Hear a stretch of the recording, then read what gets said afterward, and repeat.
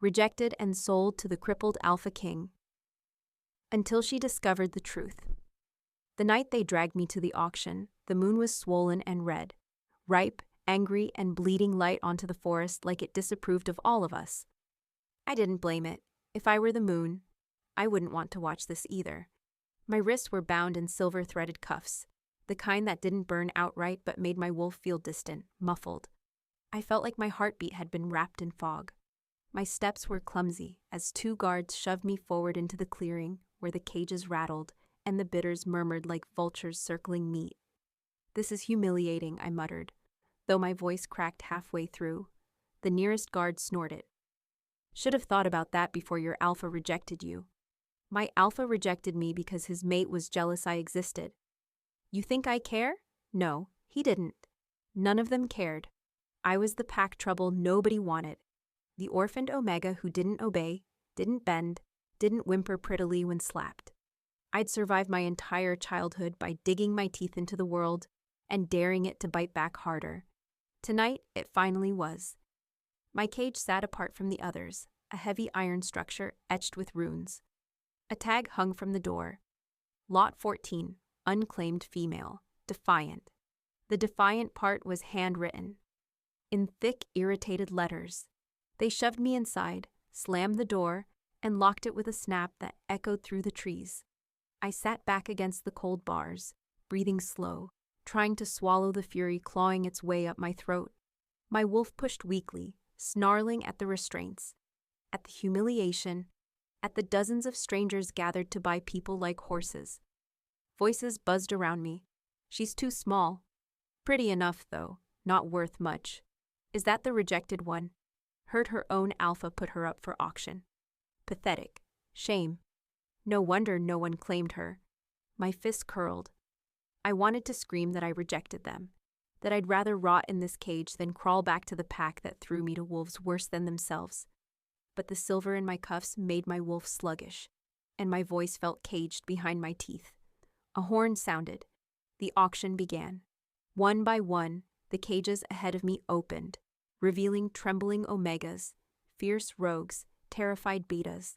They were sold to whoever raised their hand with enough coin or cruelty. Then, the ground vibrated. A hush fell across the clearing.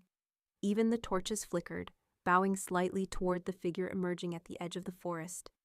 He didn't walk like a healthy man. He didn't stride. He leaned heavily on a carved blackwood cane, each step slow, intentional, weighted by pain. The long coat he wore was dark as a raven's wing, dragging slightly through the dirt. The hood shadowed most of his face, but his eyes glowed.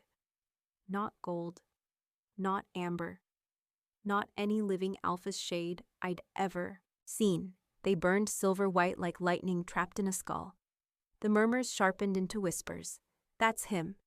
The crippled king. Alpha Thorn. Why is he here? He hasn't taken a mate since the war. Is he buying? Impossible." My heart stumbled. Alpha Thorn of the Fractured Knight's Veil Pack.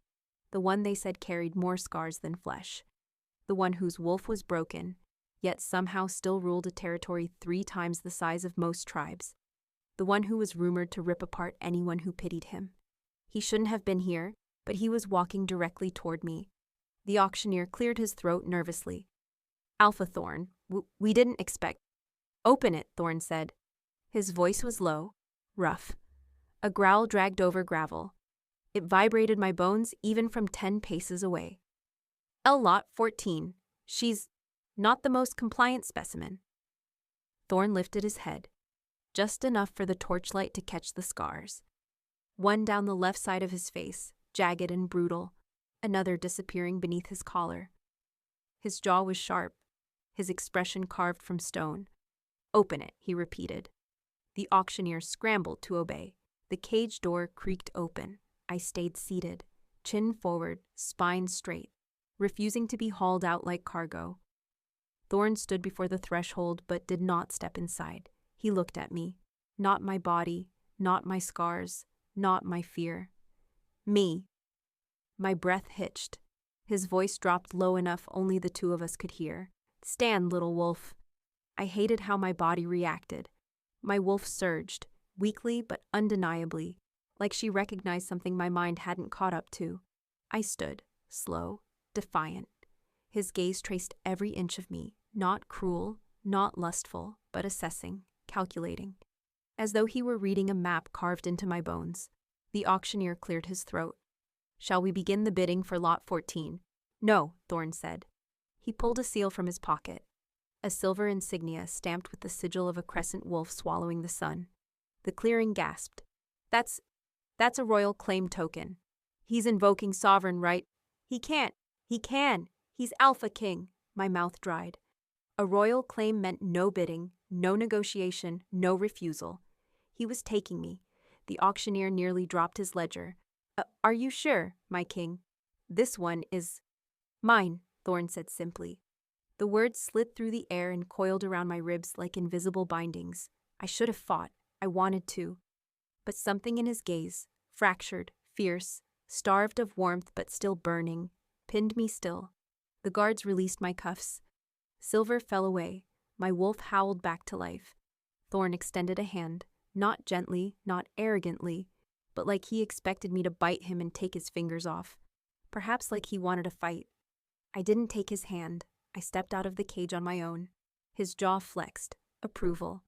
He turned, limping but unbowed, cane thudding against the earth. "Follow," he ordered. And I did. Not because he commanded it. Not because he owned me.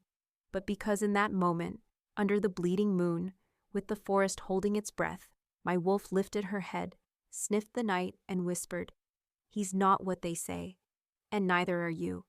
This was the moment everything changed, and I didn't even know his real name yet. The forest swallowed us the moment we stepped beyond the torchlit clearing, the auction fading behind us like a nightmare dissolving at dawn. The trees here were older, taller than any I'd seen near my former packlands. Their branches nodded overhead, thick with moss and glowing fungus, whispering secrets as we passed beneath them. Thorn didn't look back to see if I followed. He didn't need to. His presence pulled at me like gravity, not dominance, not exactly, something older. Something my wolf recognized with a growl that wasn't fear, but something uncomfortably close to instinct. I hated that.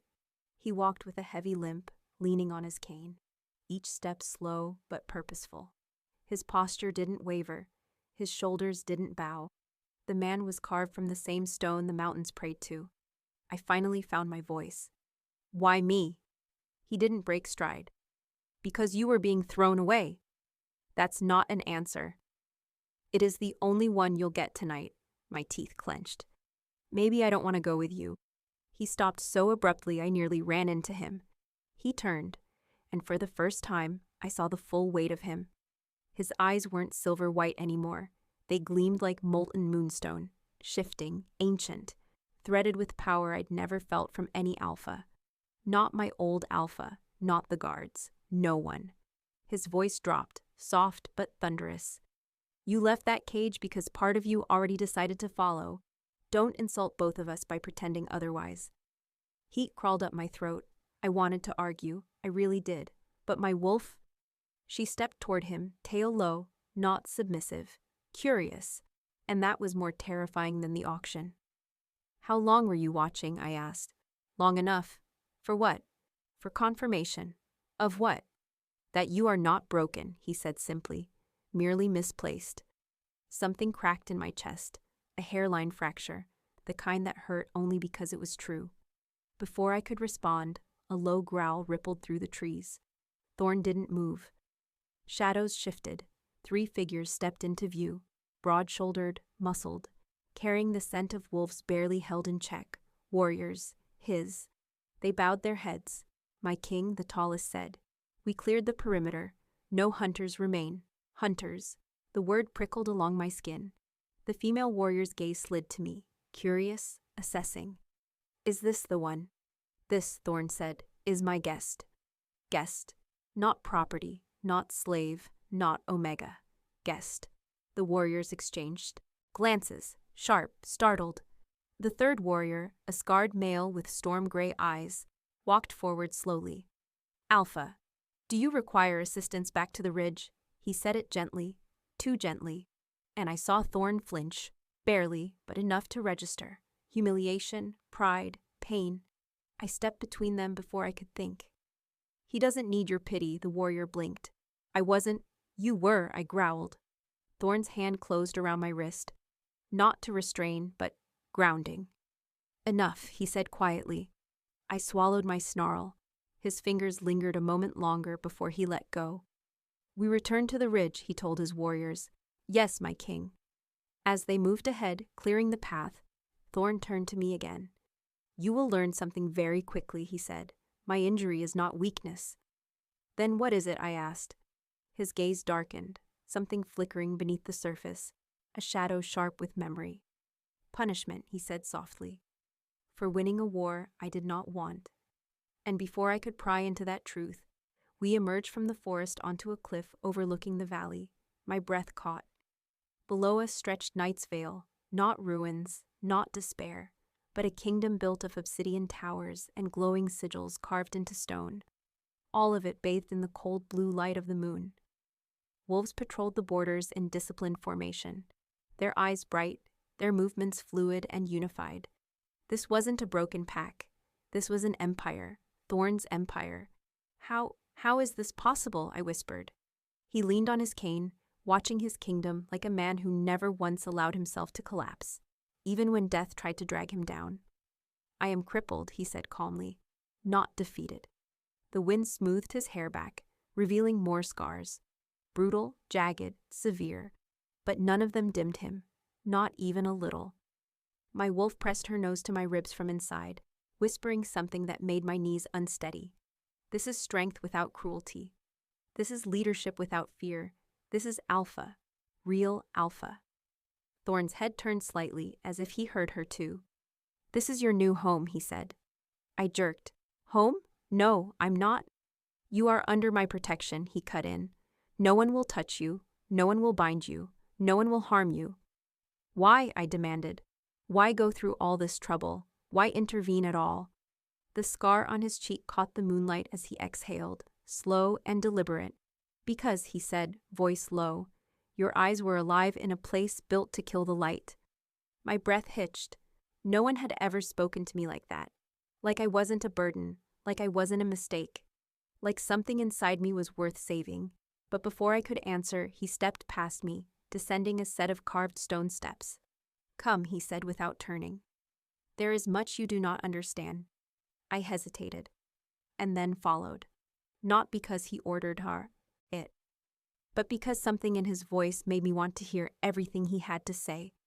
The steps carved into the cliffside descended in a sweeping curve toward the fortress, an immense structure of black stone, fused with luminous runes, built as if the mountain itself had risen to guard its king. The air grew cooler as we walked, the scent of pine mixing with the deeper, wilder musk of wolves who lived untamed yet disciplined.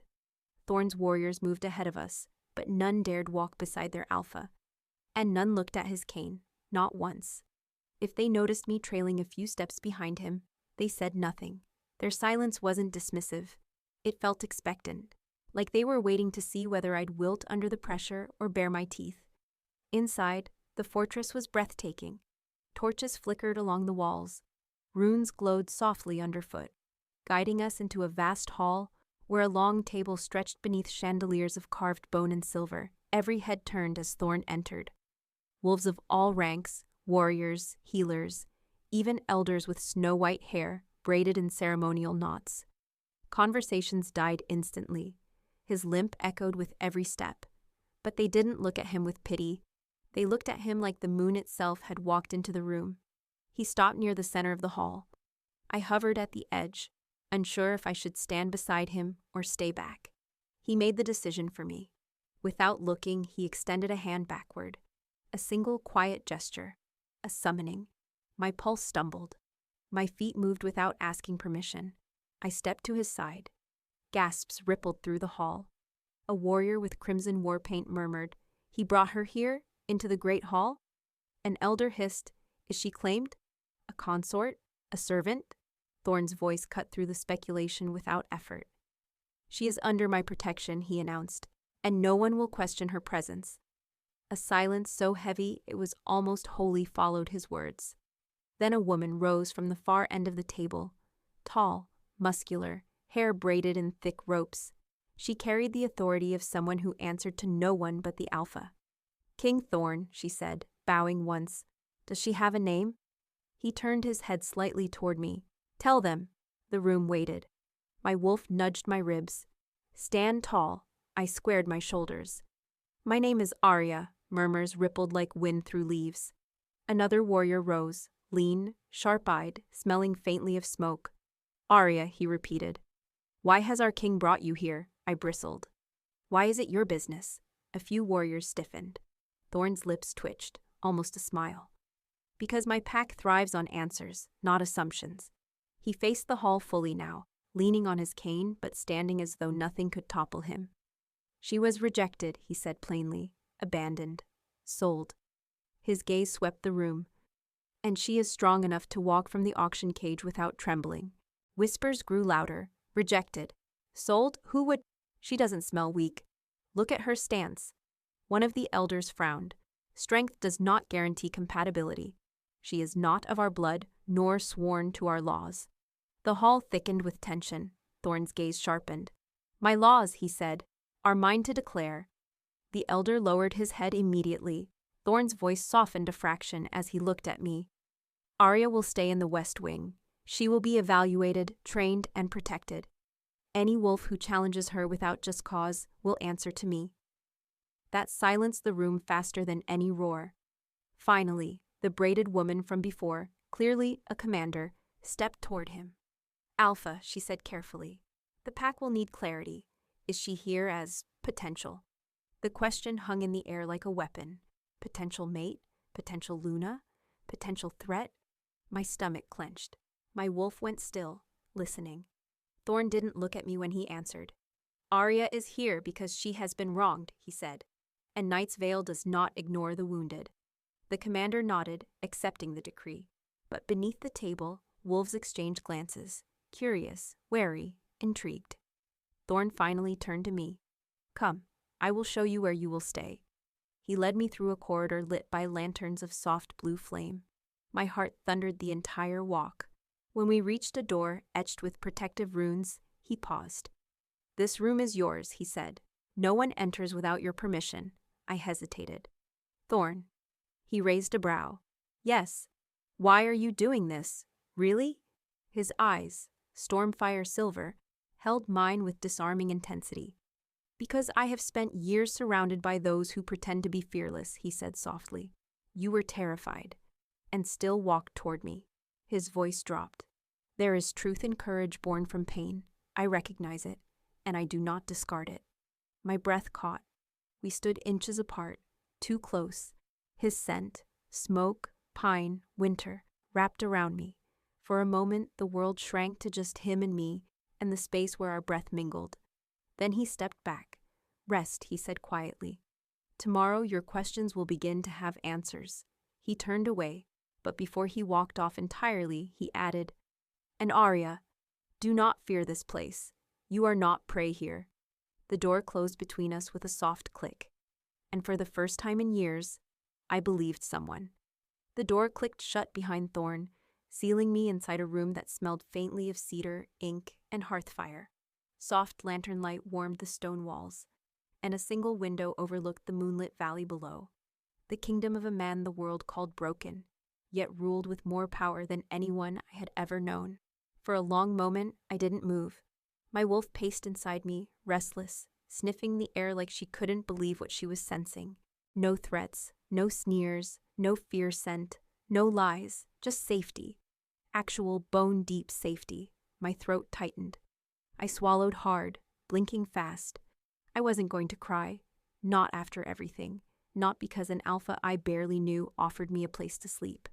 But the truth was sharp and unwelcome. No one had ever given me a room of my own. Not without expecting something. Not without conditions. Not without telling me I didn't deserve it. I sat on the edge of the bed and exhaled. "Why is he doing this?" my wolf huffed. Like she knew something I didn't. Like she approved. "Don't start," I muttered. "We barely met him." She flicked her tail in my mind. Arrogant, amused. Fine, she could be smug. I wasn't ready to trust anything about this place. Not yet. I lay back on the bed, staring at the carved beams above me. Sleep came in fits, half rest, half alert, my wolf twitching at every creak of stone and whisper of wind. Somewhere in the night, a howl rose from deep within the valley, powerful, resonant, carrying dominance and grief in equal measure. Thorn, my wolf pressed hard against my ribs, aching and alert. Go to him, she whispered. I shut my eyes. We are not doing this. But the howl came again. Lonelier this time, rougher at the edges. Some part of me, the part that still remembered being shoved into a cage, understood that sound too well. I sat up, paced the room once, twice, then muttered, "This is stupid," and slipped out the door. The corridors were quiet, lit by soft blue lanterns. Wolves patrolled in pairs, nodding to me with respectful curiosity. No one blocked my path. No one glared. No one leered. Every step deeper into the fortress felt like stepping into a story no one warned me I'd play a role in. Near the central courtyard, the wind carried a scent, storm, pine, and the metallic tang of pain. Thorn. I followed it. The courtyard was wide and ringed with stone columns carved into snarling wolves. In the center, a training circle lay coated in frost. Actual frost, shimmering beneath the moonlight. Thorn stood within it, alone. He'd discarded his coat, and the scars across his back were thrown into stark relief by the lantern fire. Long, jagged, brutal scars. Claw marks, blade cuts, burns. Scars that should have ended him. His wolf glowed faint and fractured under his skin, visible in flickers. I could almost see the shape of it, large, monstrous, beautiful. He leaned on his cane, breathing hard. He wasn't training, he was fighting himself, fighting the part of him that refused to heal. I stepped closer, unable to stop myself. Thorn, his head snapped up. His eyes, gods, those eyes, glowed bright and wild, like his wolf was closer to the surface than it should have been. For a heartbeat, I thought he'd growl. Instead, something else flickered there. Relief. "You should be asleep," he said, voice rough. "You were howling. That is not unusual." It sounded wrong. He exhaled sharply, gaze dropping. "Nothing about me is right." He said it like fact, like truth carved from years of living in the dark. Something hot surged through my chest, anger on his behalf. "Your pack doesn't seem to think that." "They obey because I won a war," he said, "not because I am whole." Maybe wholeness isn't the only kind of strength. His jaw tightened. "You know nothing of it." "Then teach me." He froze. The wind cut across the courtyard, tugging at his hair, rustling the frost at his feet. For a long stretch of silence, he didn't move, didn't breathe, didn't look at me. Then, slowly, painfully, deliberately, he straightened. "The war," he said, "took everything from me. My wolf, my mobility, my future, my—" He cut himself off, biting down on the last word. "My mate," he finished coldly. The air thinned. "I'm sorry," I whispered. "You're not responsible. Doesn't mean it doesn't hurt to hear." He looked at me then, really looked, as if he were trying to decide whether I was pitying him or simply seeing him. "You are not like the others," he said quietly. "Good," I muttered. I'd hate to be predictable. A breath of laughter, tiny, startled, escaped him. Then his expression shifted, softened, darkened. "Aria," he said, stepping closer. "You walk into danger without fear." "I walked into you," I said. "Not danger." His eyes flared. "Do not mistake this," he murmured, "for anything safe. I don't want safe." He inhaled sharply. That was when his wolf pushed forward, hard enough that the air shimmered around him. His breathing deepened. His eyes brightened. His scent intensified. He stepped closer, too close, close enough that I felt the heat of him, the cold sting of frost on his skin, the tremble in his muscles as he fought something inside. "Aria!" His voice was almost a growl. "If you stay near me, you will learn what I truly am." My wolf pressed against my ribs, desperate, hungry, alive. "And if I'm not afraid of that?" I whispered. His pupils dilated. Then, a distant horn blared through the fortress, a warning horn, Wolves howled in response. Thorn went rigid. That signal, he hissed, means intruders at the border. A low, guttural growl rumbled through him, shaking the frost at his feet. Aria, he said, go to your room. Now. Thorn? Go. His command hit me like a physical force. But I didn't move, because behind him, in the shadows beyond the courtyard, I caught the glint of steel. Someone was watching us. And they weren't pack. They were hunters. My blood went cold. Thorn, I whispered, stepping forward. We're not alone. His eyes snapped toward the tree line. A growl rolled from his chest. Low, lethal, unrestrained. The cane in his hand cracked against the stone as power surged through him like a storm breaking free. Get behind me, he snarled. But I didn't. I stepped beside him, and my wolf rose. The shape in the shadows shifted. A glint of metal, a hinge of leather, a faint acidic scent that didn't belong to any wolf. My pulse hammered. Thorn's growl deepened, rolling through the courtyard like distant thunder. Frost spread from his feet in a widening ring, spiderwebbing across the stone as his power bled into the air. The figure stepped into the moonlight. A hunter, masked in black, wearing scent-masking resin, armed with wicked iron blades etched with runes, meant to sever a wolf from their power. 2 more emerged behind him, then 3 more, a whole squadron. Inside the fortress, inside Night's Vale. My breath caught. How did they get in? Thorn's voice was ice. Someone let them. The lead hunter lifted his blade, pointing it straight at Thorn. Alpha King, he sneered. Standing, impressive. We were told you'd be crawling. My wolf snarled so loudly I felt it rattle my ribs. Thorn took a slow step forward, shifting just enough to put himself between me and the intruders. You have made your first mistake, he said. The hunter laughed. That's so. Thorn's fingers tightened on his cane. You think my injury makes me weak. You can barely walk without that stick, the hunter taunted. Your wolf is broken. Your kingdom. He didn't finish. Thorn moved. Not limped, not staggered, not hobbled. Moved, fast. A blur of black frost and silver light. His cane smashed into the stone with a crack, launching him forward in a burst of supernatural force. His leg dragged slightly, but the power in his arms, his shoulders, his rage, made the movement fluid, terrifying, unstoppable. He slammed into the first hunter with enough force to lift him off the ground and send him crashing into a column. Before the body even hit the floor, Thorn was on the second. His hand, bare, scarred, clamped around the hunter's throat. The frost leapt from his palm, encasing armor, spreading to the man's jaw, freezing breath mid-exhale. The hunter dropped, convulsing. The others hesitated, just for a heartbeat. But that heartbeat was enough. Thorn whirled, kicking his cane into the air. He caught it and drove the carved end into the third hunter's chest, knocking him backwards into 2 more. 5 down, 2 left. He wasn't even breathing hard. My wolf watched with a stunned sort of awe. Not broken, she whispered. Never broken, just rebuilding. The last 2 hunters regrouped, blades raised. One lunged toward Thorn, the other lunged at me. No hesitation, no mercy, no aim but to kill. Time slowed. I saw the blade glint under the moon. I saw the arc of his movement. I saw Thorn's head whip toward me, eyes flashing, mouth open in a snarl of warning. But I didn't freeze. My wolf surged up my spine, snarling, furious, awakened by the scent of iron and threat.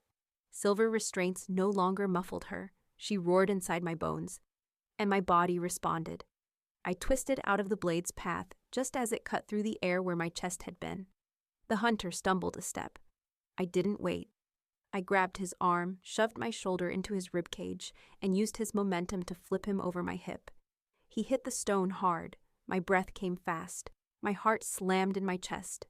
My wolf howled in triumph. The hunter scrambled up, swinging wildly. I ducked, but not fast enough. The blade grazed my side, a shallow cut, but iron burned like acid. Pain flared white-hot. He raised the blade again. A black blur collided with him. Thorn. He ripped the hunter off his feet and slammed him into the ground with such fury the stone cracked beneath the impact. The man didn't get back up. Silence. Smoke curled. Frost glimmered. My blood stung where the iron kissed it. Thorn stood in the carnage, chest rising and falling, cane planted in the ground as frost crawled up its length. His eyes glowed with raw, unrestrained alpha power. Ancient, violent, sovereign. He turned to me, and the second he saw the blood on my side, something in him snapped. He crossed the courtyard in a heartbeat, faster than his injury should have allowed, faster than any wolf I'd ever seen. He caught me by the shoulders, his grip firm but trembling. "Aria," he growled. "He cut you." "It's nothing," he bared his teeth. "It is iron. It's shallow. It is iron." The air shuddered with the force of it. His eyes weren't silver anymore. They were molten white. My wolf rose in answer, brushing against his energy, steadying me where my knees threatened to give. Thorn's hand slid to my waist, turning me gently so he could assess the wound. His touch was careful, unbearably careful. "It burns," I admitted quietly. His jaw clenched so hard I heard the crack. "I will tear apart anyone who touches you with iron," he said, voice so soft it shook. "I will rip their pack trees from their roots. I will salt the earth where their alpha stands." "That seems extreme," I whispered. He lifted his gaze to mine, and there was nothing controlled about the emotion flashing there. Fury, yes, but underneath it, something else, something raw, something unguarded. "Aria," he murmured. "You do not understand. I'm trying," he exhaled like he'd been struck. "My wolf," he began, then stopped. He swallowed hard. "My wolf has not reacted to anything in years." The wind stilled. He looked at me like I had undone something in him simply by bleeding. "He rose for you," he whispered, voice breaking on the edges. "He fought for you. He cut himself off as if afraid of the truth. Then he said it anyway. He chose you." The world narrowed to his breath on my lips, the heat of his hands just above my hip, the moonlight catching the frost in his hair. My pulse thundered. "Thorn," I whispered. He stepped closer, close enough for our wolves to brush against each other, close enough for the tension to burn between us like lightning caught in a cage. "Come," he said roughly, softer than a command but heavier than a request. "Let me tend your wound." He offered his hand. Not like a king, like a man asking to touch something he wasn't sure he deserved. My wolf answered first. I slid my hand into his. The frost melted, and the bond, the one neither of us had acknowledged until now, pulsed once, deep and undeniable. Thorn's hand tightened around mine as he led me through a narrow passageway that cut beneath the fortress. The stone here was older, carved before Night's Vale was a kingdom, before wolves claimed these mountains, before the war that shattered Thorn's body and nearly took his life. Torches flickered along the walls, throwing amber shadows over carvings of wolves shifting into smoke, into bone, into starlight. Runes glowed faintly between the engravings, humming with low, ancient magic. My wound throbbed. The iron burn pulsed like a second heartbeat. Thorn felt it. Every time I winced, his jaw locked. His fingers tightened. His wolf pressed harder against the inside of his skin, agitated, protective, pacing. He finally spoke, voice low and simmering. "I should have killed him slower." "You tore a man apart for grazing me," I said. "Your reaction was plenty." He stopped walking, turned toward me, and in the dim light, his expression was something I'd never seen on him before. Not anger, not dominance, not pain, fear. "You do not understand," his voice scraped raw. "My wolf has been dormant for years, silent, half dead. Nothing stirred him, no threat, no bloodshed, no battle, not even when I should have died." He reached out slowly, fingertips brushing a strand of hair behind my ear with almost reverent caution. "But you," he whispered, "you bleed once, and he wakes like he was merely sleeping." My breath caught. I didn't know what to say to that. I didn't know how to breathe around it. He stepped away abruptly, like the truth had startled even him, and pushed open a heavy door at the end of the corridor. The scent hit me immediately. Herbs, wolfbane. Not the poisonous kind, the healing strain. Burning cedar, lunar water, a faint thread of something colder, sharper, older. A healing chamber, circular, runes in concentric rings, a low bed covered in furs, a basin carved from moonstone, filled with shimmering water that reflected light even in darkness. Thorn gestured to the bed. "Sit." I did. He gathered supplies from a shelf: cloth, salve, a crystal blade with a faint glow. His movements were deliberate, careful, not rushed, not hesitant, focused. "Take off your shirt," he said without looking at me. The words should have sounded commanding. They didn't. They sounded strained. I hesitated. His eyes lifted to mine. "I will not touch you without permission." That was it. The thing that hit me deeper than anything tonight. An alpha king offering boundaries. Consent. Respect. I swallowed, fingers trembling as I peeled the fabric away from the wound. The cut wasn't deep, but the iron burn around it was angry, red, ugly. Thorn inhaled sharply.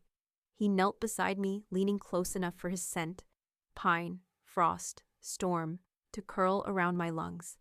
His thumb brushed the uninjured skin near the burn, and he growled.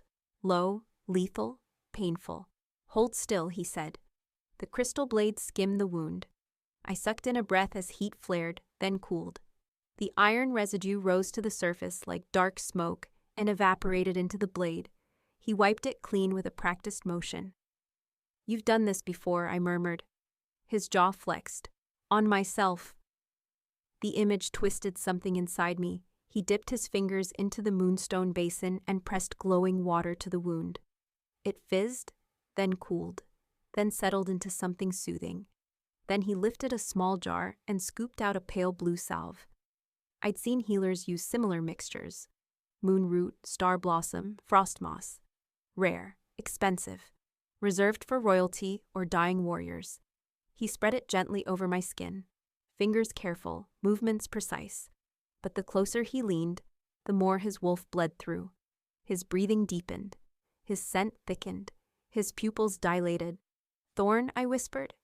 He didn't answer. His hand hovered just above my waist, not touching but shaking. His throat bobbed.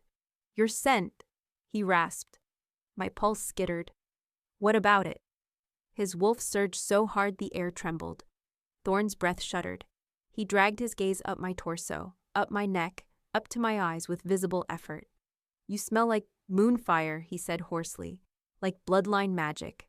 Old magic." I blinked. "I'm an Omega. There's nothing. You are not an Omega," he growled. He leaned in, inhaling near the wound, slow, reverent, disbelieving. My wolf trembled, not in fear, but in recognition. He froze. His voice dropped to a whisper that scraped my soul. "Aria, your wolf. She carries lunar resonance." I stared. "That's impossible. Only royal bloodlines carry it." My heart slammed into my ribs. I don't even know who my parents were." Thorn's eyes glowed, wolf bright, wide with something like awe and fury combined. "Someone bound your heritage," he whispered. "Someone suppressed your power. Someone hid you." He shook his head slowly, breath shaking with the weight of the realization. "You were not rejected because you were weak," he said. "You were rejected because they feared you." The room spun. My wolf didn't deny it. She lifted her head inside me, proud, furious, awakened. "Thorn?" My voice trembled. "What does that make me?" He cupped the uninjured side of my waist gently, too gently for a man who'd just torn intruders, apart, and leaned his forehead close to mine. When he spoke, his voice wasn't a growl. It was reverent. "It makes you born for a crown you were never meant to find." My breath hitched. "And it makes you," he murmured, eyes burning into mine, "my equal." The bond between our wolves lunged. Not mating, not a claim. Recognition, ancient, old as the moon itself. I felt it snap taut between us like a silver thread.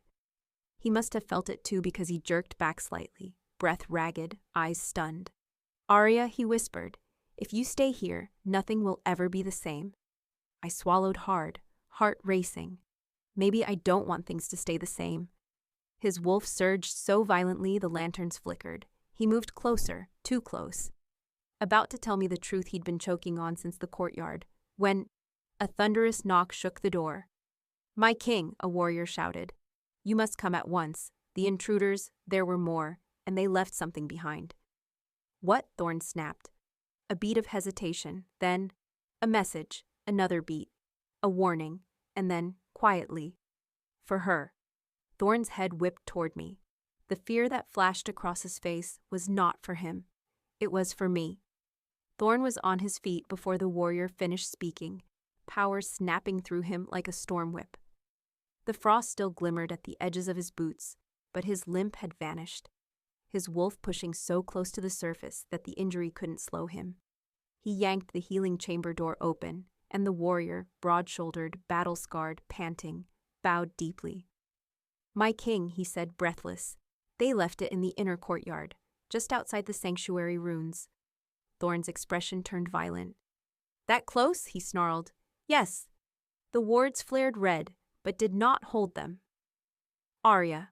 The wards shouldn't have let anything near her. They were ancient, absolute, and yet someone had slipped past them. Thorn set his jaw. "Show me." I slid off the bed, ignoring the faint ache in my side. Thorn turned sharply. "You're staying here," he said. "No." "Aria?" "You said I was your equal," I snapped. "Don't retract it now." Something flickered in his eyes. Annoyance, then admiration, then something that made my pulse hiccup. "Fine," he growled. "Stay behind me." I followed. Down the corridor, up the narrow flight of steps carved into the spine of the fortress. Out into the inner courtyard, moonlit, quiet, normally serene. Tonight the air was wrong, cold, still, charged. Warriors ringed the courtyard, weapons drawn, expressions taut. At the center, illuminated by a harsh white lantern, lay a dark object, wrapped in hide, stamped with a rune, leaking a faint line of smoke. My stomach twisted. The scent hit me first, blood, and beneath it, wolf. Thorn's wolf surged so abruptly the nearest warrior flinched. He strode forward, cane tucked under, his elbow, every inch of him radiating lethal alpha power. "Stand back," he ordered. Warriors obeyed. He crouched beside the bundle and extended his hand. "Do not touch it without," one elder began. Too late. Thorn brushed the surface. The rune ignited, hot, red, alive. A projection exploded upward, flickering against the courtyard wall. A face formed. A mask, bone white, carved with sigils. Eyes glowing with sickening amber light. A voice followed, cold, mocking, familiar in the worst way. "Hello, Aria," my blood iced. Thorn shot to his feet, fury crackling off him. "Say your name, coward," he roared. The masked figure ignored him. Instead, it addressed me directly. "Found you." My breath hitched. "Did you think hiding among crippled royalty would save you?" Warriors bristled, growled, bared teeth. Thorn's eyes went dead white. "You were supposed to die in that pack," the masked figure continued. "The moment your scent bloomed, the moment your wolf stirred, the moment you became dangerous." I staggered back. "My scent?" Thorn grabbed my wrist, steadying me. His voice was a razor. "Do not listen to him." The masked hunter tilted his head, amused. "Hush, Alpha King. This is not about you." His voice dripped with insult. Thorn's wolf lunged so violently a shockwave rippled across the courtyard. The projection flickered, then sharpened. "We know what she is. We know what she carries. We know why her parents died." The world tilted under my feet. "My parents?" Thorn's fingers tightened around mine, grounding me. The hunter's tone turned viciously sweet. "They hid you, fools." As though anyone escapes the moonblood tithe, the courtyard exploded in murmurs. Warriors stiffened. Elders blanched. Thorn's breath went silent. "What tithe?" I whispered. Thorn answered before the hunter could. "An ancient ritual," he said, voice trembling with restraint. "One that required a member of every lunar bloodline to be sacrificed during the Blood Moon Wars. The magic was outlawed centuries ago." The hunter laughed. "Outlawed? Oh, Alpha King, you naive relic. Some traditions do not die. They simply hide." The projection leaned forward, mask filling the courtyard. Aria was promised to the ritual. Her parents fled. They were hunted, killed, and the child, his head tilted. The child slipped away, until now. My fingers went numb. "That can't," my voice broke. "No, my parents, my pack said—" "They lied," Thorn said, jaw clenched. They hid you to protect you. The hunter's voice slithered through the courtyard. She belongs to us. Thorn's wolf ruptured through him in a blast of frost and fury. No, she does not, he thundered. The projection flickered, warping violently. She will be collected next moonrise. Prepare her. Or the valley burns. And with a final flick of static, the image cut out. Silence crushed the courtyard. No breath, no wind, no sound.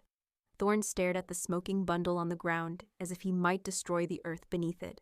Slowly, agonizingly slowly, he turned to me. He was shaking, not with fear, with rage, with protectiveness, with something rawer, deeper, older. Aria, he said, voice hoarse. Look at me. I did. His eyes, moon-white, blazing, held mine. You are not theirs. His voice nearly broke on the words. You will never be theirs. He stepped closer, hands trembling as they rose, one cupping my jaw, the other gripping my shoulder. You are under my protection. You are under my roof. You are under my wolf. His forehead touched mine, and I will tear apart this entire kingdom before I let them take you. My breath shuddered. My wolf leaned into his power, full trust, full recognition. Thorn, I whispered, what do we do? His eyes darkened into something fierce, ancient, sovereign. We prepare, he said. We uncover the truth of your bloodline. We hunt the ones who hunt you, and when they come, he pulled me closer. We make them regret it. The courtyard emptied slowly, wolves peeling away in tight formations, murmuring through clenched teeth, casting glances at me as though seeing me for the first time. Thorn dismissed them with clipped commands, voice like a blade honed on fury, but he didn't release me. Not even when the last warrior disappeared through the archway. His hand stayed cupped at my jaw, thumb brushing once, barely a touch, barely pressure, but enough that my wolf leaned into him like she'd been waiting years for contact that didn't hurt. Aria, he said softly, you're shaking. I wasn't. Not on the outside. Inside, though, inside I was splintering. My wolf was bristling, snarling, pacing. The truth had hit us both in a place that still felt bruised from childhood. They killed my parents, I whispered. Not rogues, not an accident, not a mutiny. They hunted them. Because of me. Thorn's grip tightened. Because of the power you carry. Because they wanted to steal it. That made it worse. I stepped back. So the hunters want me for some ancient sacrifice. The pack that raised me rejected me because they feared my magic. And my parents died trying to hide what I am. His jaw worked like he was grinding down stone between his teeth. You are not the reason they died. Your existence is not a sin. Feels like one, I muttered. He stepped forward, not looming, not dominating, just present, unmovable, like a mountain leaning toward a storm. Aria, he said, look at me. I did. And that was my mistake. Because when Thorn wanted someone's attention, he didn't take it. He commanded the world to stop around it. Moonfire swirled in his eyes, not violent now, but steady and warm, like frost thawing. You are not cursed, he said. You are not a burden. You are not a sacrifice waiting to happen. His hand rose to my cheek again, slower this time, like he was asking permission with every inch. You are the first wolf in a century to carry lunar resonance. The hunters want that power. Your old pack feared it. But here? He leaned closer. Here, your magic is not a threat. It is a crown. My breath hitched, caught somewhere between heartbreak and disbelief. I tried to speak. I couldn't. He exhaled, the sound painful and soft. Come to the war room. You need to hear the truth.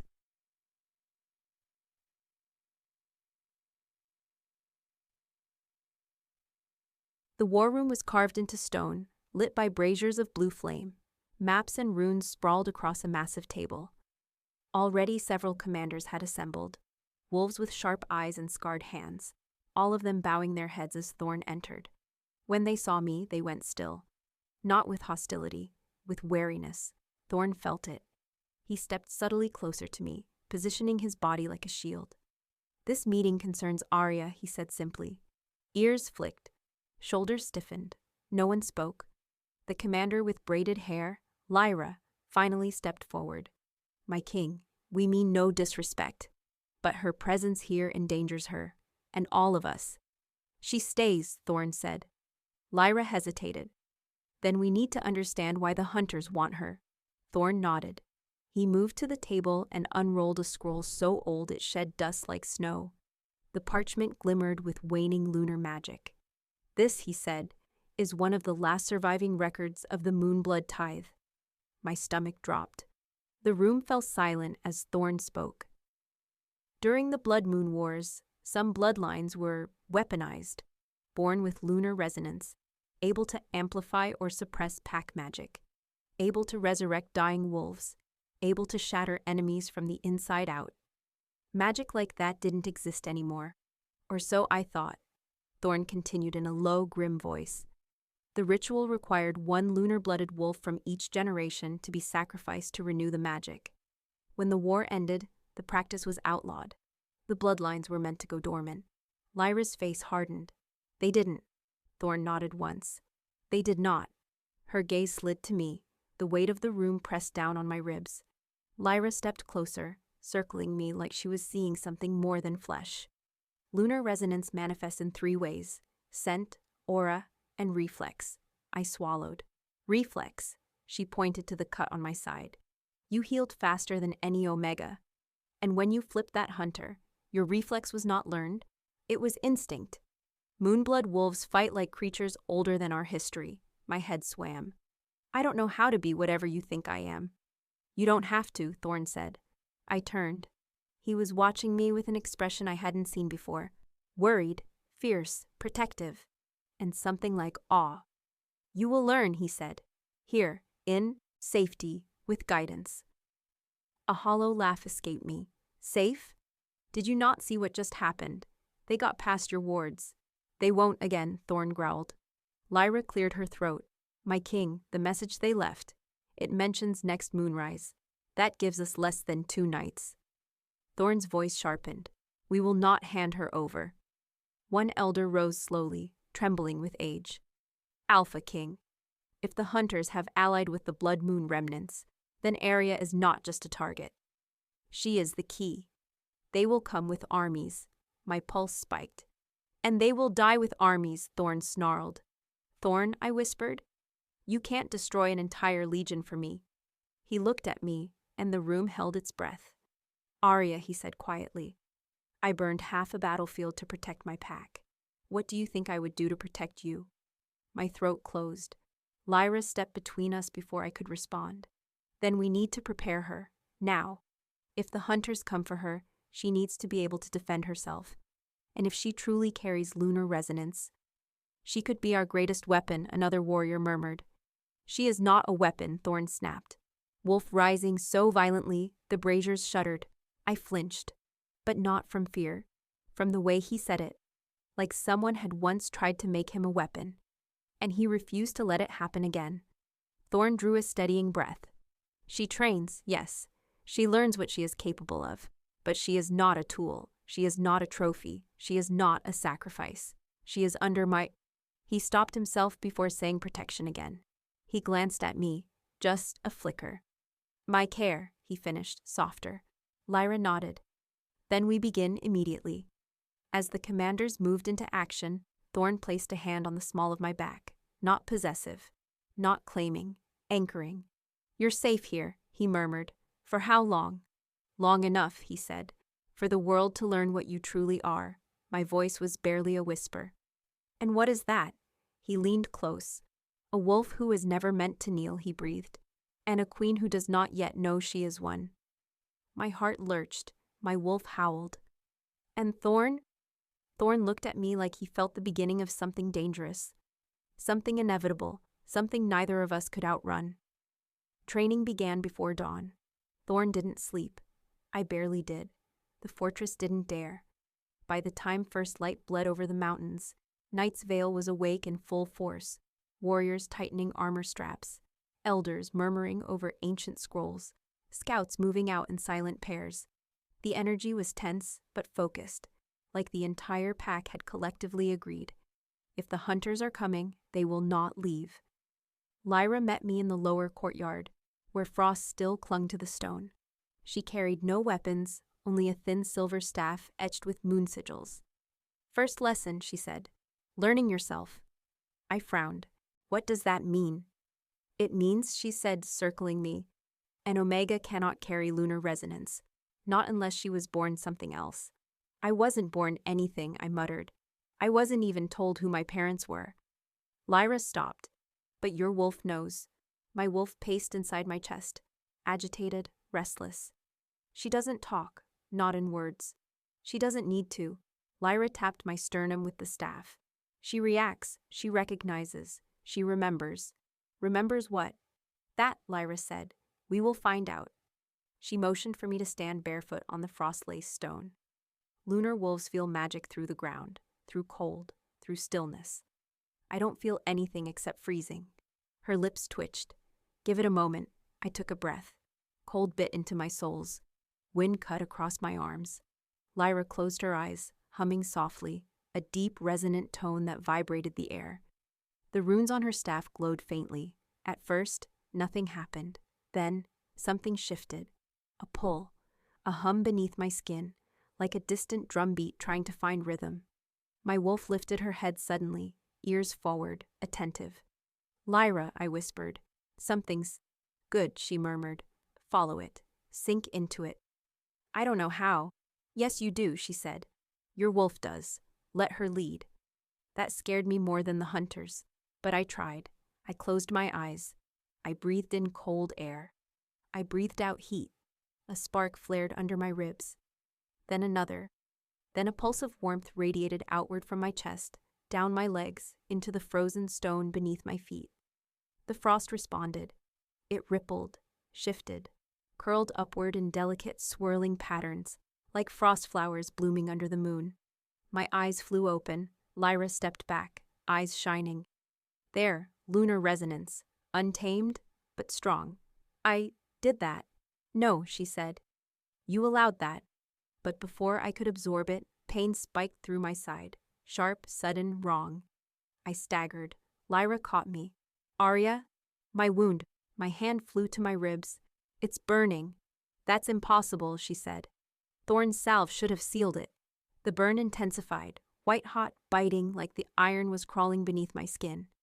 Lyra's face hardened. Someone cursed the blade. The courtyard pulsed with sudden, violent energy. And Thorn appeared. Not walked. Appeared.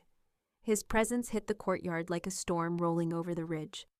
Frost spiraled at his feet, curling in defensive patterns around my ankles, drawn to me through him.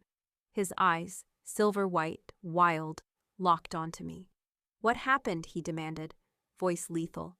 Lyra stepped back. "The wound is reacting. It wasn't a normal blade." Thorn was at my side instantly, his hands cradling my waist before I could stop him, hot, protective, trembling with fury. "Aria," he rasped, "look at me." The moment his skin touched mine, the pain stopped.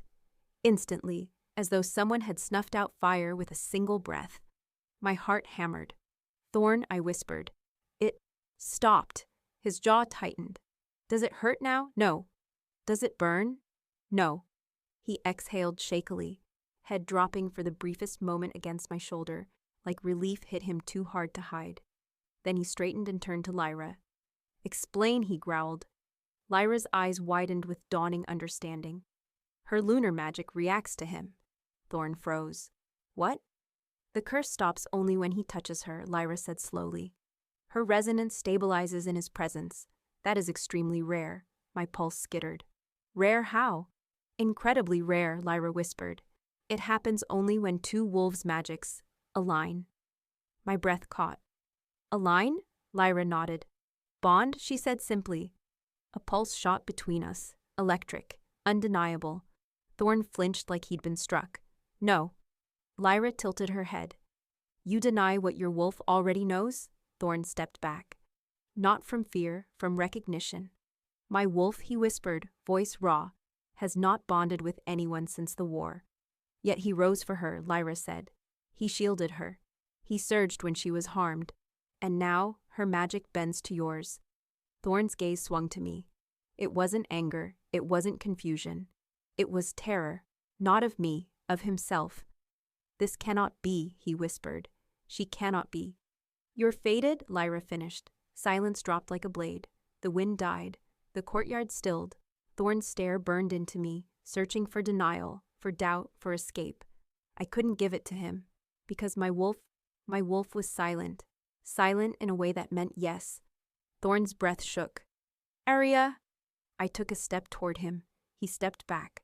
Don't, he rasped. If we are bonded, if we are truly... His voice shredded.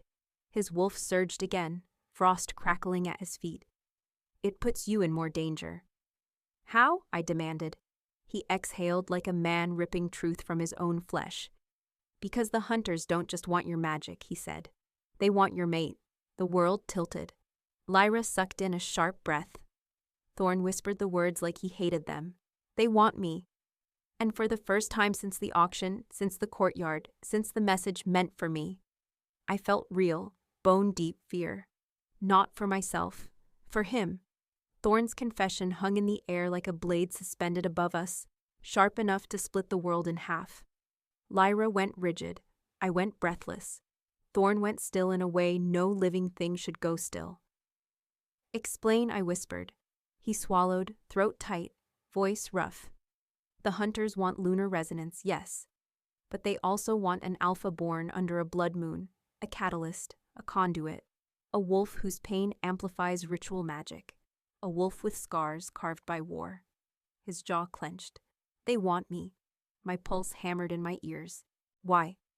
Because the ritual requires two, Lyra murmured, horrified. The sacrifice and the amplifier. My stomach dropped. The amplifier. Thorn nodded once, each movement brittle. One wolf is offered. The other is bound, against his will, to amplify the power of the spell. I stared at him. You mean... They plan to use me, Thorn said quietly, long before they ever knew you existed. Lyra inhaled sharply. The crippled king. The wolf who survived death. The perfect amplifier. Thorn's expression hardened. I was not crippled by accident. The words sliced through the courtyard. What happened to you in the war? Lyra whispered. It wasn't enemy wolves? Thorn shook his head. No, it was the same sect that hunts Aria now. They tried to take me then. They failed. He looked at me, moonfire eyes stark with guilt. And now they want both of us. My breath stuttered. Thorn? He stepped back as though I were the flame and he the moth afraid of returning. No. His voice cracked. Stay there. I didn't. I stepped closer. His jaw flexed. Aria, I am telling you, this bond is dangerous. No bond is more dangerous than being lied to about what I am, I shot back. Or being hunted for something I didn't choose. Or being thrown away by cowards who feared a child. His eyes softened, just barely, but guilt still carved itself into the lines of his face. I should have recognized the signs earlier, he murmured. Your magic, my wolf, the way the frost followed you, the way you're sent. He broke off suddenly, breath shuddering.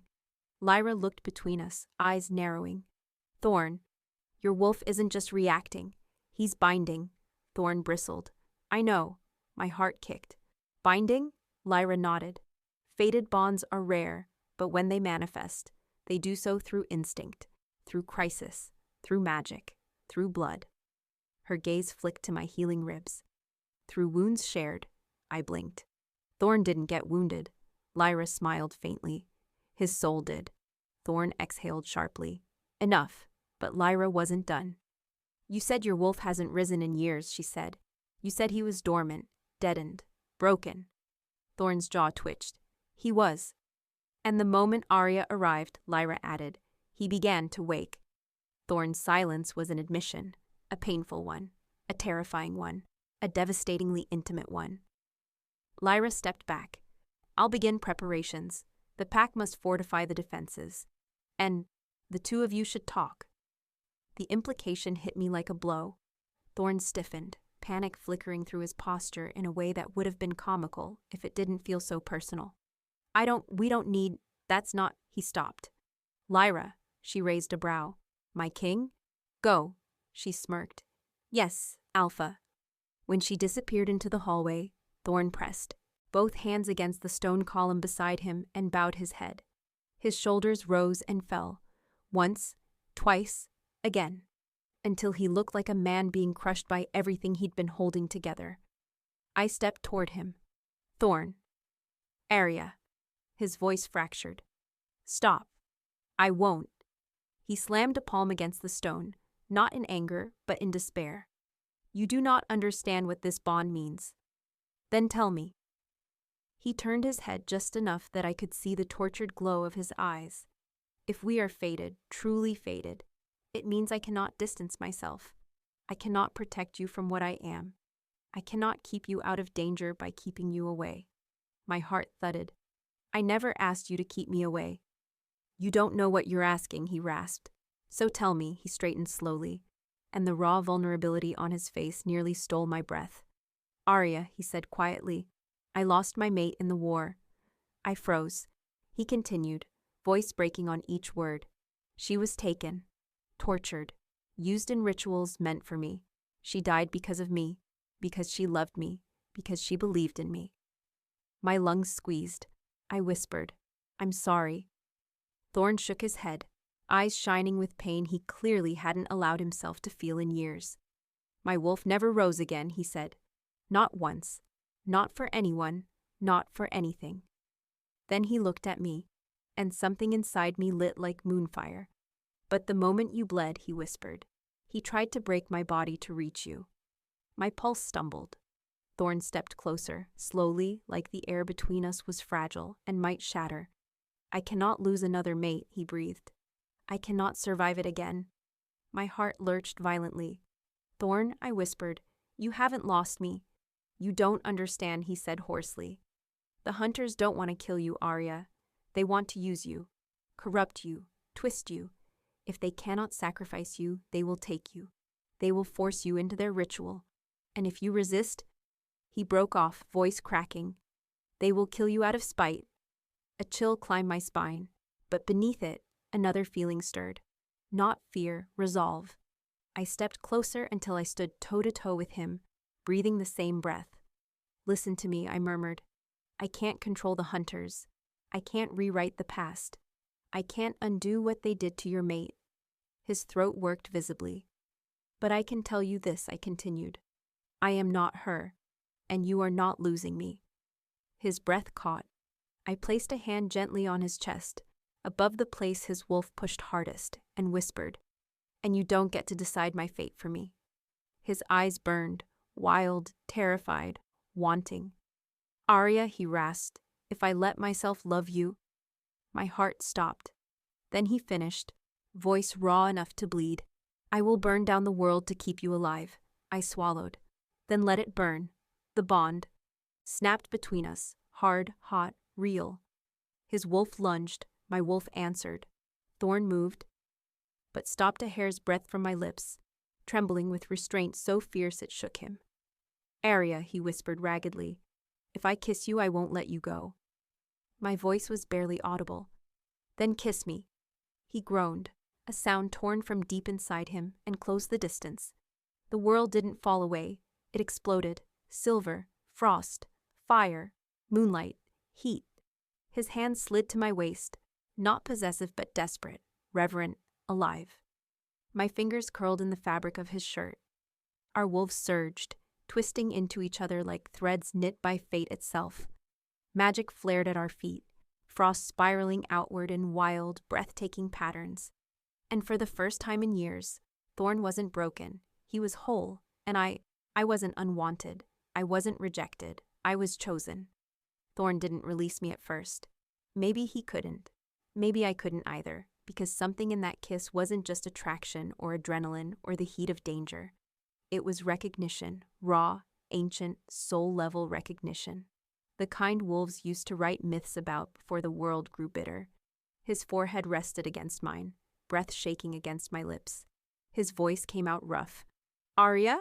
What are we doing? Something we can't undo, I whispered. A humorless huff escaped him, half laugh, half pain. Exactly. But he didn't step back. His hands stayed on my waist. My fingers stayed curled in his shirt. Our wolves pressed together like two halves of a bone-deep truth that had never belonged apart. For a moment, the world was quiet. Then the quiet broke, bootsteps pounded across the courtyard. Lyra skidded into view, face pale, braid whipping behind her. "My king," she gasped. "We have a problem." Thorn stiffened instantly. "What problem?" She swallowed hard and thrust a blood-stained scrap of parchment into his hand. "I found this outside the ward line." Thorn unfolded it. His entire demeanor shifted. Rage, fear, and something colder flickering through him like lightning trapped under skin. He handed the paper to me. I wished he hadn't. It was a symbol, a moon carved into flesh, 2 wolves kneeling beneath it.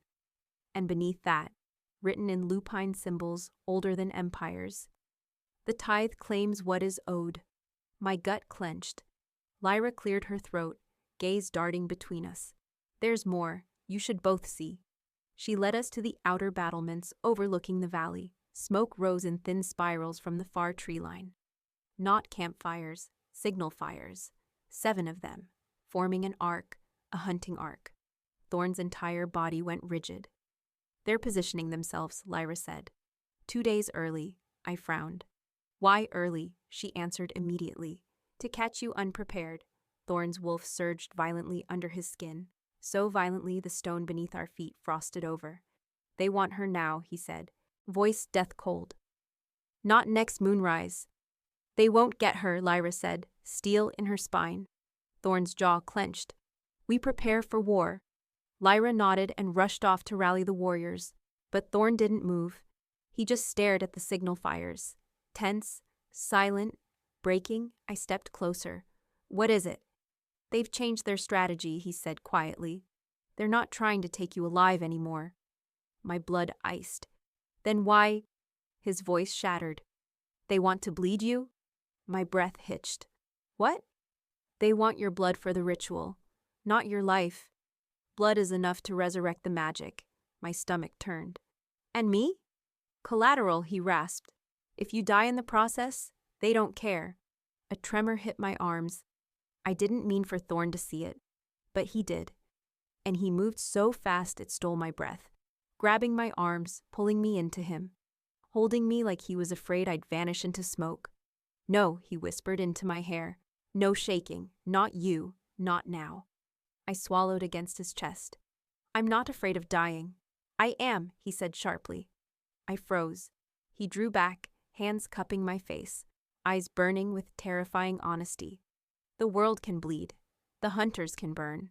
But you," his voice cracked, "you are not dying for them." A lump formed in my throat. "Thorn?"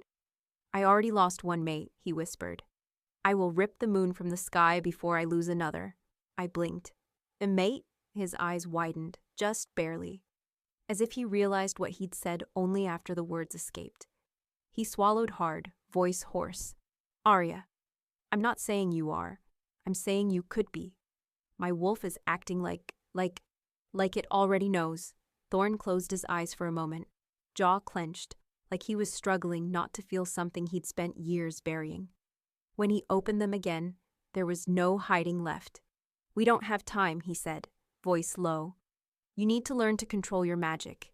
You need to learn to fight with it, and He inhaled sharply. "I need to teach you myself." My heart slammed into my ribs. "You?" Lyra reappeared at the stairwell, out of breath. "My king, there's more." Thorn didn't look away from me. "What now?" he muttered. She stepped forward, face drawn. "The hunters sent another message." Thorn's eyes narrowed. "What message?" Lyra held out another blood-marked scrap. He snatched it, scanned it, and went still, completely, utterly, horrifyingly still. I stepped closer. "Thorn?" He handed me the scrap. "One line, just one. Bring the king to his knees, or we take the girl's wolf." The valley wind suddenly felt colder. "What does that mean?" I whispered. Thorn's face darkened with something primal. "They know your wolf is awakening. They know she's unique, and they know how to rip a wolf out." My stomach twisted. "Is that even possible?" "Only with forbidden magic," he said. "Magic I thought died with the war." Lyra nodded grimly. "It didn't." Thorn straightened, frost swirling at his feet. "Then we'll kill every last one of them." Lyra bowed. "What are your orders?" He didn't look at her. He looked at me. Aria trains with me, he said. No one else touches her, no one else approaches her, and if anyone gets too close, he placed a protective hand on my back, pulling me against him. They answer to me. Lyra didn't argue. No one would. Thorn turned to me, voice dropping into something softer but far more dangerous. We begin now, before another message arrives, before another fire is lit, before I lose my mind imagining what they would do if they got their hands on you. His hand slid to my waist, the same place it had steadied me in the healing chamber, the same place his wolf reacted strongest. And Aria, he whispered, leaning close enough to warm my breath. While we train, you stay by my side. Why? I whispered. His lips brushed the corner of my jaw. Because if the hunters want my fated bond, my heart stopped. They'll have to get through me first. Training began the moment Thorn shut the war room door behind us. Not with shouting, not with orders, not with drills or weapons, but with silence. A thick, charged, dangerous silence that wrapped around the two of us as he walked me into a smaller chamber carved from obsidian and ice. The air hummed here, alive, electric, ancient. Moonruns etched into the walls pulsed faintly in rhythm with my heartbeat. This room is older than Night's Veil, Thorn said, voice low. It amplifies truth and magic. He stood in front of me, hands clasped behind his back like he was restraining himself. First lesson, he murmured. You must understand your wolf. My wolf? I asked. I barely understand myself. His gaze softened, but not the way soft means gentle. It was the kind of softness a storm has before lightning hits. Aria, he said, your wolf is not a weakness. She is a memory, a heritage, a power older than my kingdom. She's barely cooperating, I muttered. Thorn took a single step closer. It felt like a gravitational force, pulling me inward. That is because she is learning you, he whispered. And you are learning her. I swallowed hard. What do I do? Close your eyes, he said. I did. Now, he whispered, voice brushing against my skin like frost. Call her. I don't know how. Yes, he murmured. You do. And for a moment, I believed him. I exhaled. The room went quiet. The runes dimmed. My heartbeat filled my ears. Then, a pulse. My wolf stirred. Not like a quiet presence. Not like a timid whisper. Like a force. Fierce, ancient, furious. A warm surge rolled through my chest and down my arms until my fingertips buzzed. The air shifted. The runes glowed. Brighter. The stone beneath my feet thrummed like something inside it recognized me. My breath hitched. Thorn. I feel it, he whispered. I opened my eyes. The runes along the walls blazed with pale blue fire. My hands shimmered with frost. Tiny tendrils of moonlight threaded across my skin like glowing veins. Aria, Thorn breathed. You're awakening. I don't know how to stop it. You don't, he said. You guide it. But the surge intensified. My pulse raced. Magic climbed my arms like liquid fire. Thorn, something's wrong. His hands closed around my forearms, and everything stopped. Like a snuffed flame, like magic holding its breath, like the world itself pausing. The runes dimmed. The frost dissipated. My wolf sank back into my chest with a soft, shuddering sigh. My knees nearly buckled. Thorn caught me before I hit the floor. Easy, he murmured, lowering me gently. Your magic is responding to mine. I looked up at him. Is that normal? No. His voice was a rough whisper. It only happens between wolves who are bonded. My pulse throbbed in my ears. So we're... Not yet, he said quickly. Not fully, but the connection is forming. And if it forms completely, I whispered. His jaw tightened. If it forms, he said, your pain will be mine. Your fear will be mine. Your life, tied to mine. And yours to mine, I asked. He hesitated. Then, yes. Heat fluttered low in my stomach. Before either of us could speak, Lyra burst into the chamber, breathless again. My king, she gasped. Scouts returned. The hunters have moved. Thorn helped me stand. His hand didn't leave my waist. Moved where? He demanded. Lyra swallowed. They've surrounded the valley, North Ridge, Eastern Pass, Southern Ravine. Thorn stiffened.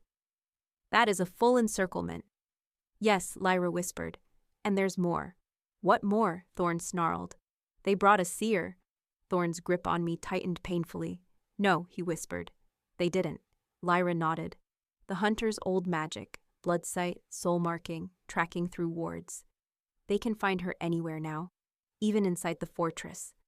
Ice shot through my veins. What does that mean? Lyra looked at me with pity that made my skin crawl. It means, Aria, they can track your bloodline. Thorn's expression turned murderous. For them to summon a seer, they must be desperate. They are, Lyra said. And this seer, she's not alone.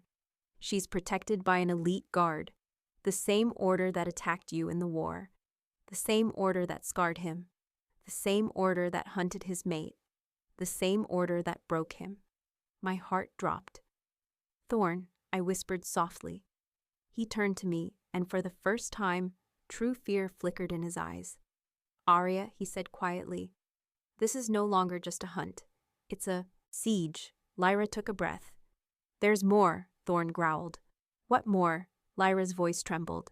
The seer delivered a prophecy. Thorn's wolf surged so violently cracks spiderwebbed through the stone floor. Lyra recited it. When moonlight binds with broken crown, the tithe will spill its blood, unless the bound wolves choose the bond and seal it with their own.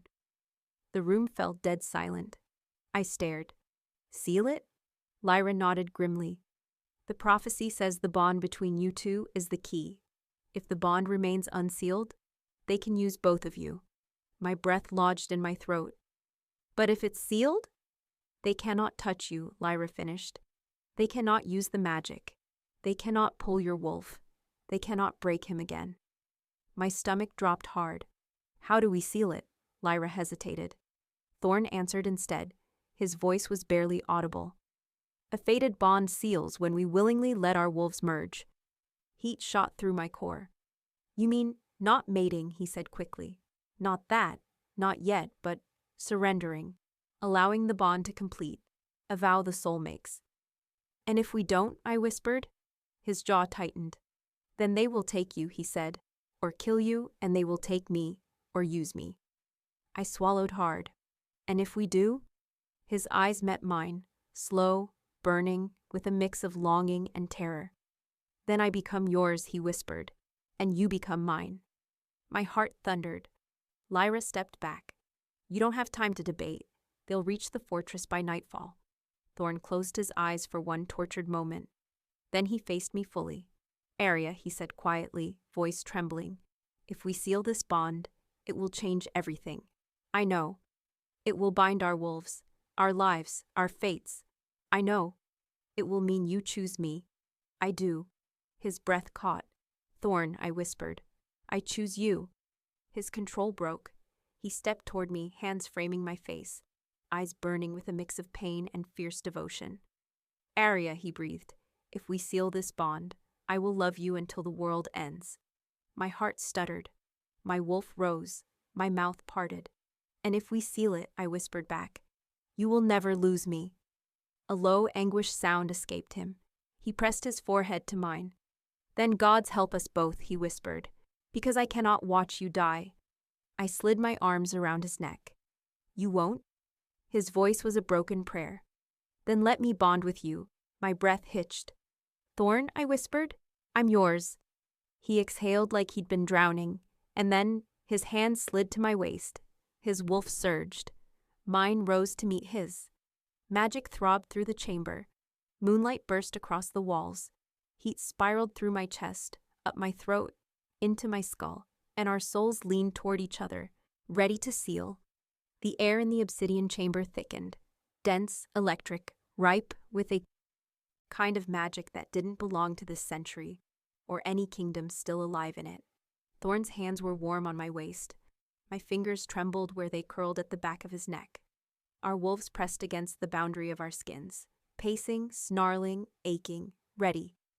Aria, Thorn murmured, voice shaking. Once we start, there is no reversing a fated bond. I swallowed. I don't want to reverse it. His breath hitched like I'd struck something sacred inside him. His wolf surged. Mine answered.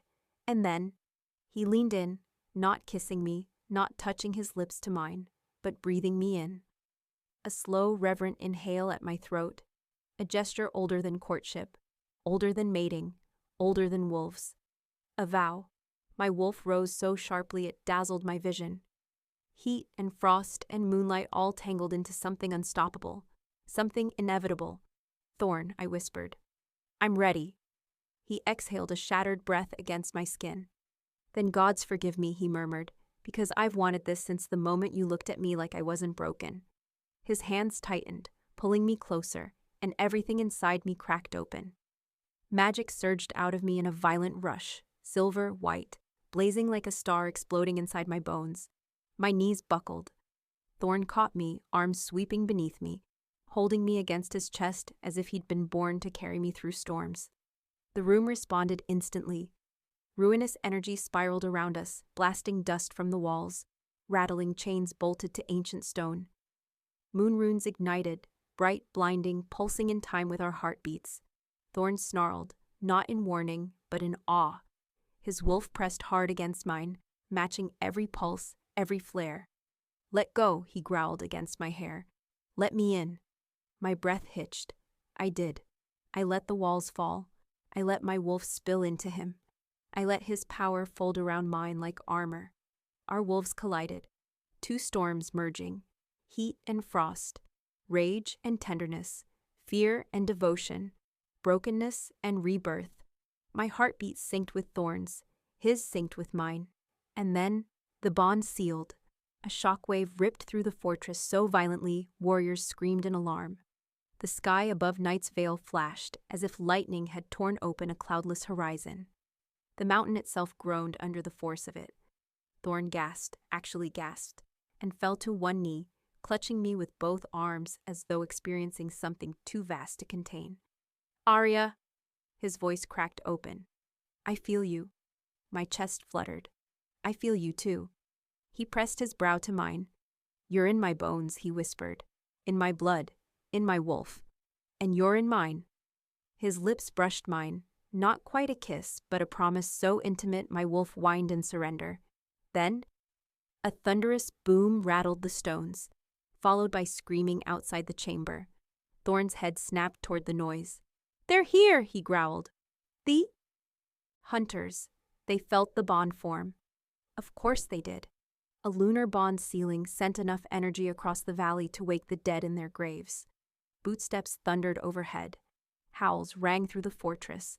Metal clashed with teeth and claws. Thorn rose in one fluid, terrifying motion. Pulling me up with him, his wolf snapped into full, vicious readiness. Stay behind me, he said. No! He froze. I stepped to his side, shoulder against his, and the bond pulsed warmly, approving. His expression softened for half a heartbeat. You were born for war, he whispered. Then let's go win one. He groaned softly, half agony, half devotion, and smashed open the chamber door. The hallway beyond was chaos. Wolves sprinted. Hunters dropped from the rafters like shadows with blades. The fortress walls trembled under impacts. One hunter spotted me, their eyes glowing that sick amber. They lunged. Thorn moved faster. He seized the hunter by the throat, slammed him into the wall hard enough to crack stone, and ripped the mask off. The hunter gasped. Alpha, you sealed the bond. Thorn's voice was thunder. And now you die. I didn't look away. I didn't flinch. Because through the bond, I felt something terrifying. The hunters weren't here for me, not just me. They were here for Thorn too, to drag him away, to force him into the ritual, to use him to amplify the seer's power. The hunter sneered up at Thorn. She'll bleed for us, and you'll amplify the ritual whether you will it or not. No, Thorn snarled. I won't. The hunter smiled with rotten triumph. But you already have. He dropped a small crystal at our feet. Red runes flickered inside it. Lyra skidded around the corner. My king, don't touch. Too late. The crystal shattered. A shockwave burst outward. Red, oily, wrong. I felt it hit my wolf, hard, like claws sinking into my chest. Like something yanking at my magic. Like something trying to pull my wolf out. I screamed. Thorn caught me instantly. No, he snarled, voice deeper than his own. No, I won't let you take her. His wolf surged violently, white fire exploding from his skin in a blast of lunar fury. The red magic recoiled, cracked, shattered like glass hit with a hammer. The tether to my wolf snapped. I fell against Thorn, shaking. His hand cupped the back of my head, pulling me into him, voice shaking with unrestrained terror. Aria! Aria, look at me! I did. He was breathing like he'd been drowning. I felt it, he rasped. Through the bond, I felt them trying to take you. You stopped it, I whispered. I will stop them every time. He pressed his forehead to mine. And Aria? His voice broke. If they want you, they'll have to take me first. I swallowed. Then they won't take either of us. Bootsteps thundered downstairs. Someone screamed. A horn blared, the alarm for breached wards. Thorn rose to his full height, alpha, king, mate, with frost curling from his fingertips. Stay with me, he growled. Always, I whispered back. And together, we charged into the siege. The siege swallowed us whole. The moment we burst into the main hall, the world turned into teeth and steel and moonlight. Wolves clashed with hunters across the stone floors, bodies slamming against pillars, claws ripping through leather armor, runes sparking as ancient wards fought to hold back the chaos pouring into the fortress. Thorn kept me at his side, never in front, never behind. Exactly beside him. Exactly equal. His wolf burned white-hot through the bond. A storm wrapped in skin. Frost coated the ground in a widening circle around him as he ripped a hunter from the rafters with one hand and hurled him into a pillar. Another hunter lunged for me. Before I could react, Thorn spun, slammed his cane into the hunter's chest, and froze the air so fast it crystallized the man mid-step. The body shattered into ice dust before it hit the ground. Stay with me, he commanded, voice lethal, voice trembling. I'm right here. He exhaled sharply at the words, like they grounded him, like they soothed parts of him no war had been able to reach. But we were running out of time. Lyra appeared from behind a toppled table, blood streaming down her shoulder. My king, she shouted. They broke the outer ward. The seer is inside the walls. Thorn's grip on his cane tightened until Frost cracked the wood. Where is she? The upper sanctum, Lyra gasped out. She's preparing an extraction ritual. Thorn's jaw clenched. Extraction of what? Lyra's eyes flicked to me. Her wolf? Thorn snarled. An inhuman, soul-deep sound that made the stone tremble. Through the bond, I felt the surge of terror, fury, and something deeper, something like a vow. She will not touch her, he growled. Lyra nodded. We'll hold the lower halls. Go. Thorn grabbed my hand. Stay close. Don't break contact. I squeezed his fingers. I won't. He pulled me into a sprint through the fortress corridors, once quiet, now echoing with war. Hunters dropped from shadows, masked and snarling. Wolves tackled them, teeth flashing. Runes flashed bright red as the fortress's ancient protections struggled to contain the invasion. At the top of the central stairway, 3 hunters blocked our path. Thorn didn't slow. He threw his cane like a spear, ice trailing behind it. It slammed into the first hunter and burst into Frost, freezing him solid in an instant. The second hunter lunged. Thorn caught the blade bare-handed, frost spreading across the metal like hungry vines. The hunter screamed as the weapon cracked. Thorn ripped it free and slammed his elbow into the man's skull, dropping him instantly. The third hunter turned toward me. I didn't wait for Thorn this time. My wolf surged, hard enough to make my fingertips glow with moonfire. The world slowed around me as instinct overtook fear. I stepped under the hunter's swing, grabbed his arm, twisted, then sent a blast of raw lunar energy into his chest. He flew backward and hit the wall so hard, runes split. Thorn froze. His eyes snapped to me. Aria. That wasn't on purpose, I admitted, chest heaving. His expression changed. Not fear, not shock. Something older, reverent. Your magic is waking, he whispered. It's syncing with mine. How do you know? Because I felt it, he rasped. The bond pulsed, hot and undeniable between us. But we didn't have time to linger in it. We reached the sanctum stairs, and the moment we stepped inside, I felt her, the seer. Her presence hit like a knife to the bone, cold, twisting, ancient. The air crackled with dark energy. Runes on the walls warped, bleeding red. Shadows smothered the torches. At the center of the sanctum stood a woman in tattered robes, her skin cracked with glowing sigils that pulsed in time with my heartbeat. Her eyes, white, sightless, yet knowing, snapped up the moment we entered. And she smiled. The king and his little moonblood, she crooned. Faded, foolish, fragile. Thorn stepped in front of me with a snarl. If you touch her, your wolf rises for her, the seer hissed. How sweet, how tragic. She lifted her hands. Runes ignited beneath me, a circle, a trap, a ritual meant to pull my wolf out. I gasped as invisible hooks sank into my magic. Tugging, tearing, Thorn roared. He lunged at the seer, frost blasting from his palm. She flicked a wrist, one gesture, and a wall of red energy hurled him backward. He slammed into a pillar hard enough to crack it, collapsing to one knee. Thorn, I screamed.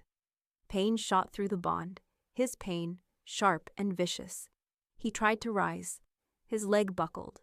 The seer laughed, a sound like breaking bone. Broken king, still useful, still powerful.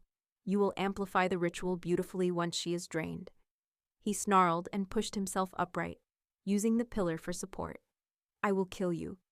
You will kneel, she whispered. Her runes flared brighter. The ritual circle lit up beneath me, power gathering, clawing, dragging at my wolf. No, no, Thorn! The tearing pressure intensified. My vision blurred. My wolf screamed. The seer's voice rose, chanting in a sick, ancient tongue. Thorn staggered toward me, every step laced with pain. Aria, don't let her take it. Don't let her take your wolf. I can't, I gasped, knees buckling. Thorn, I can't hold it.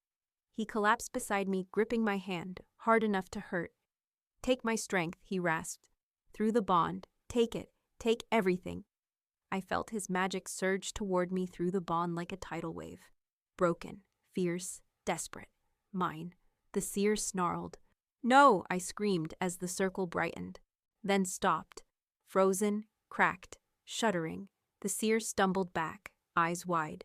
Impossible. Your wolf, your bloodline. What are you? Oh. Thorn dragged himself upright just enough to grip my shoulders. Aria, he whispered, voice shaking with awe and pain and something holy. Let your wolf rise. My pulse roared. My magic, once pulled, now surged back twice as strong. My wolf didn't rise. She erupted. Moonfire burst from my skin, shredding the ritual runes, consuming the circle in white-blue flame. The sanctum filled with blinding light. The seer screamed as her spell snapped and whipped back into her body, sending her crashing into the far wall. Thorn shielded me with his body even as frost coiled from his hands. When the light dimmed, the seer lay crumpled, smoking, barely conscious. I stood on shaking legs, chest heaving, magic crackling at my fingertips. My wolf a roaring sun inside me. The seer lifted her head.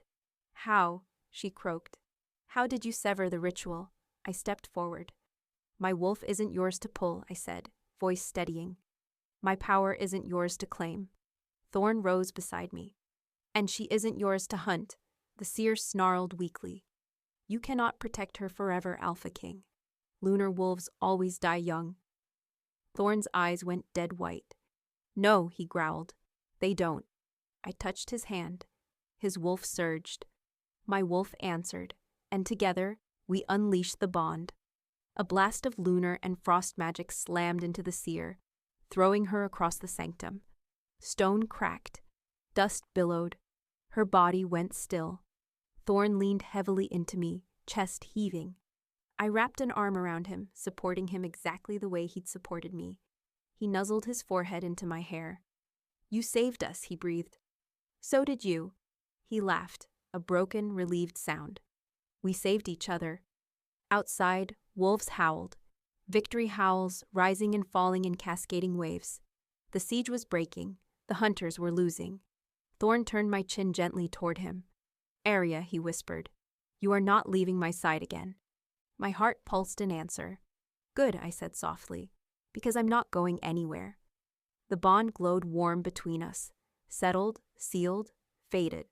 A vow made, a war won, a kingdom reclaimed, and a love born in the ruins. Epilogue.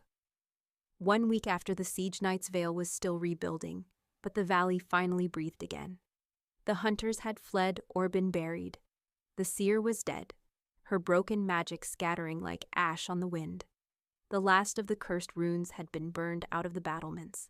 The pack moved with a new kind of reverence, not fear but gratitude for a king and a moonblood wolf who had stood between them and ruin. Thorn walked without his cane now.